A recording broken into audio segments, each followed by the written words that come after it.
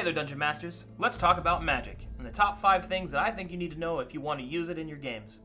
Let's start with number 1. You need to decide whether it's a soft magic system or a hard magic system. Now, a soft magic system is something where basically magic is more focused on the wonder of it. It's more mysterious. It's more of an unpredictable storytelling device. You're going to see soft magic in such franchises as Lord of the Rings or Star Wars. Hard magic, on the other hand, is the opposite. Hard magic is more explained, it's more laid out, understandable. The Dresden Files, most modern-day anime uses exposition to explain these concepts than the short amount of time that they have in order for you to understand the magic system. Number 2, you need to decide how common magic is. And what this means is that how many sorcerers are there in your world? How many people can become mages? Is it more commonplace? Is it done through a disease? Is it done through a curse? Is it done through a bloodline? So on and so forth. You need to decide how common it is, because commonality depicts predictability. Will oftentimes fall into Rule 1 as to a soft or hard magic system by the commonality of magic within that particular world, setting, or system.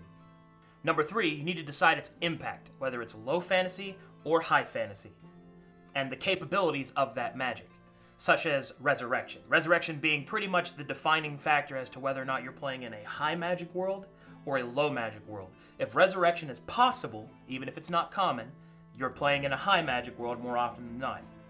If resurrection is not possible, then you're playing in a low magic world. Now, while that's not an ironclad rule, that's a general guideline that I use to see which one, like which world, where it is on the scale, so to speak. So, low magic, you've got, stories like Black Company and the tabletop system based off of it are very good examples of low magic.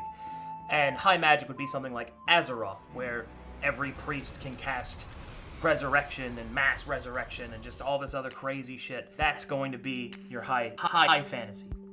Number 4 is you need to define its costs and its limitations. Now this is different from Rule 3 because this is more of the cost for the person, not the capabilities of magic as a whole. Defining these will really help your players understand what magic means to their character. For example, if you have to cast magic but you have to spend your blood to do it, that's way more enticing and interesting than just casting it with simple spell slots. Losing something is always more dramatic than gaining something, and such a thing has a truly more taxing psychological effect on the character, so keep that in mind. And number 5 is you need to create devices to assist players in role-playing magical content, because there is a detriment that prevents them from really doing that. Because if you're playing Dungeons & Dragons or you're using another tabletop system, the player has to explain to you what they're doing with the rules. They have to explain, I'm casting Fireball, therefore it's in a 20-foot radius, and I need you to make a saving throw. They have to go through all these rule steps, which can get in the way of role-playing, summoning the ancient arcane words and an ancient draconic and shitting out a fireball and role-playing the somatic components and all the things that they need to do. So the ways that you can help them with that is make arcane words for them to speak. Even if it's gibberish, it doesn't matter. Speak the otherworldly languages that come with like warlocks and things like that. And make prayers to the deities, like actually have your players pray for their spells, or when they cast them, recite a prayer or a dogmatic ritual. The more you give them to use, the better overall the roleplay will be.